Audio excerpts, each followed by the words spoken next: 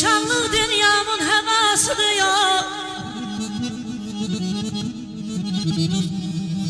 Belə sağalmaz dərdimin devasıdır ya. Həzrəti Fatimə duasıdır ya.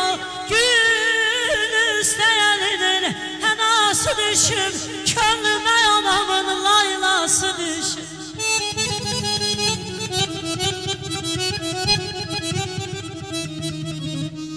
Yalvarıram ocağa değmeyin, yalvarıram ocağa değmeyin. Ocaqda anam çörək bişirib, özü də bilmədən öz əllərilə neçə arzu istəyir dinləyib bişirib.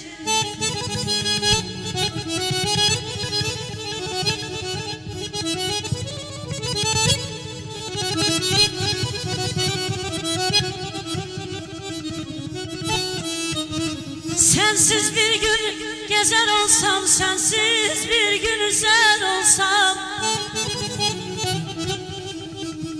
sensiz bir gün gezer olsam, sensiz bir gün üzer olsam, belə yoxluğuna dözer olsam, ana beni bağışlama. Dərdi gəmi atar olsam, emansızlığı tutar olsam, dərdi gəmi atar olsam, arsızlığı tutar olsam, ana qurbanın olum, sensiz rahat